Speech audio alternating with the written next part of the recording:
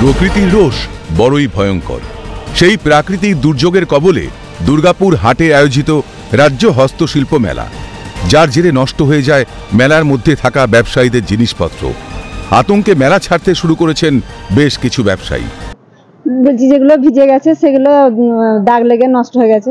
এখন চলে যাচ্ছেন মেলা ছেড়ে? হ্যাঁ, ভিজে গুলো কি করে করবো, এখানে তো আর রোদ নেই, বাড়ি গিয়ে ওয়াশ করে এগুলো আবার আয়রন করতে হবে। জানা যায় চলতি মাসের 4 তারিখ থেকে দুর্গাপুরের পলাশডিহা দুর্গাপুর হাটে শুরু হয়েছিল রাজ্য হস্তশিল্প মেলা। বিভিন্ন প্রান্ত থেকে রুটি রুজির তাগিদে ব্যবসায়ীরা হাজির হয়ে তাদের পসরা সাজিয়ে বিক্রিও করছিলেন, কিন্তু ভাগ্য সহায় হল না। মঙ্গলবার বিকেলে আচমকা প্রবল ঝোড়ো হাওয়াতে হাটের বাইরে থাকা স্টলের কাঠামো দুমড়ে মুচড়ে পড়ে যায়। ব্যবসায়ীরা অল্পের জন্য প্রাণে বাঁচলেও ক্ষতি হয়ে যায় ব্যবসার সামগ্রী। সেই আতঙ্কের চিত্র যেন কিছুতেই ভুলতে পারছেন না তারা। পরিস্থিতি নেই, যে বিপদের মুখ থেকে আমরা বেঁচেছি, মানে সেটা ভাবলে এখন আমাদের হাত পা কাঁপছে। কি হলো কালকে? তখন হঠাৎ 10 মিনিটে হঠাৎ দেখলাম যে আমি এই জানলাটার সামনে বসেছিলাম, পেছনের জানলার কাঁচটা বেরিয়ে গেল।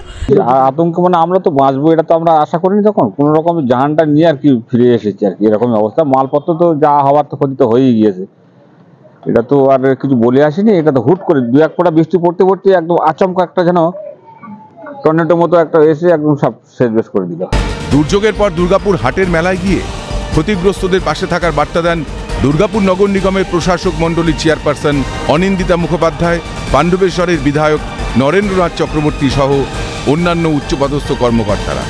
কিন্তু যে ক্ষতির সম্মুখীন হয়েছেন ব্যবসায়ীরা, তা আদৌ পূরণ করা সম্ভব হবে? চিন্তিত ব্যবসায়ীরা। 4-5 জন উন্ডেড হয়েছেন, তাদেরকে সদর হসপিটালে পৌঁছানো হলো, আর বাকি ওদের রাতের খাবারের ব্যবস্থা করে সরকার থেকে কোনো ব্যবস্থা কিছু করুন। যারা ক্ষতিগ্রস্ত হয়েছে ডিআইসি দেখবেন, ডিপার্টমেন্ট দেখবেন কি করা যায় না করা যায় দেখবেন। পাশে থেকে তাদের সাহায্য করার আশ্বাস মন্ত্রী এবং মহকুমা শাসকের। এখানে পর্যদস্ত হয়েছেন, তাদের অসহায় বোধ করছিলেন, তাদের খাওয়া দাওয়ার এবং সেবা শুশ্রূষার ব্যবস্থা হবে।